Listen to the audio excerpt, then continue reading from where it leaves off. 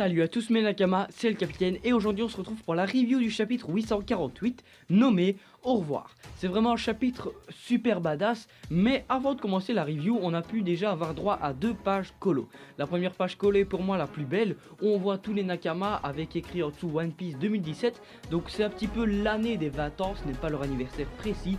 Et la deuxième, on voit les Nakamas avec la même tenue rouge, dans un décor un petit peu forestier, et c'est assez sympa, elles sont assez belles.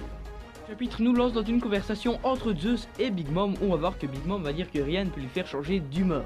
En plus d'avoir la puissance des Gearmat Double Six, elle va manger un gâteau et va ouvrir le Tamatemako.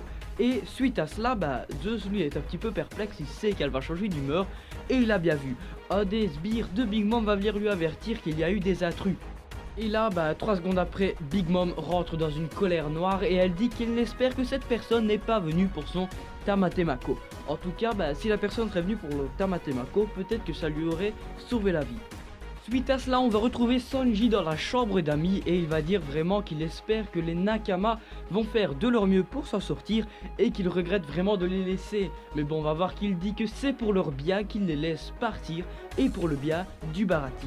On va voir que Sanji a une relation d'amitié mais qui se fausse un petit peu en se disant lui-même qu'il aime Pudding alors qu'on le sait que c'est peut-être faux et qu'il veut la rendre heureuse. Alors c'est vraiment gentil de la part de Sanji mais bon, ça va peut-être nous amener dans de gros problèmes futurs. Et on sait aussi que d'un côté, Pudding c'est le dernier espoir de Sanji et on espère vraiment que le plan de Sanji va aboutir.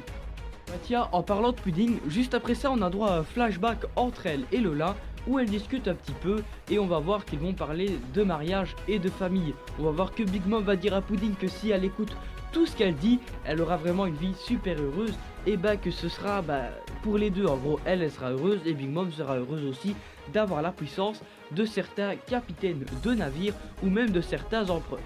Mais bon, ça reste des choses vraiment très calmes et si tu veux voir un petit peu d'action, attends 2 secondes, ça va arriver. Suite à cela, on va retrouver Pedro en pleine action et je peux vous dire vraiment que Pedro c'était un personnage assez passif pour moi, mais maintenant il est vraiment rentré dans mon cœur et il a une belle petite place sur un siège en acajou massif.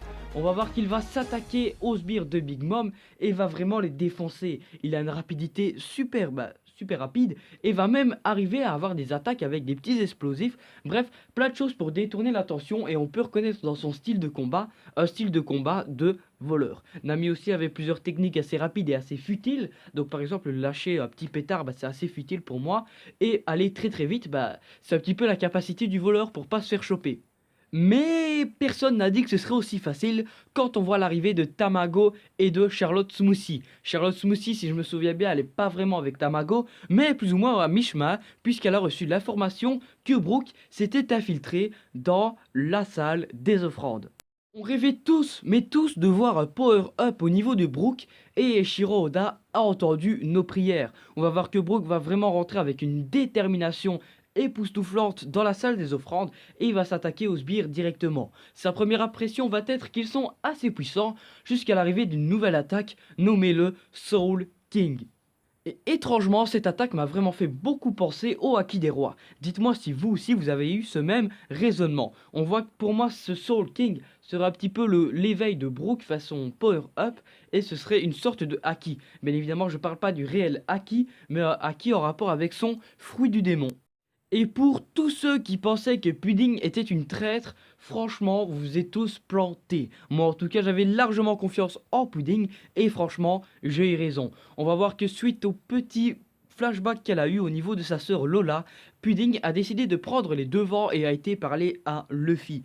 Elle va lui dire que c'est un ami pour elle, qu'elle est désolée de ne pas avoir su aller au point de rendez-vous et qu'elle ne va pas se marier avec Sanji. Certes, elle a remarqué que Sanji était une personne qu'il aimait beaucoup, mais qui ne l'aimait pas en amour. Et elle ne veut pas que Sanji soit malheureux. Elle sait qu'il fait ça pour protéger ses amis et en est très reconnaissante parce que c'est un acte de respect. Et tout simplement, on voit qu'il y a un lien entre ces deux personnages qui s'est créé. Et alors, Luffy va vraiment être un petit peu sous le choc quand il va apprendre qu'elle ne veut pas se marier.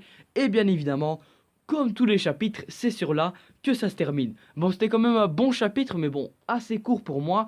J'aurais bien aimé avoir un peu plus d'informations sur Pudding, mais bon, vous savez, c'est les chapitres, c'est Eiichiro Oda, on peut pas trop lui en demander. Alors sur ce, moi je vous dis Jana, j'espère vraiment que vous avez kiffé. Likez, commentez, partagez et défoncez la gueule des pouces bleus. Jana, encore une fois, c'est le retour. Attends, je vais le dire encore une fois, on sait jamais. Jana.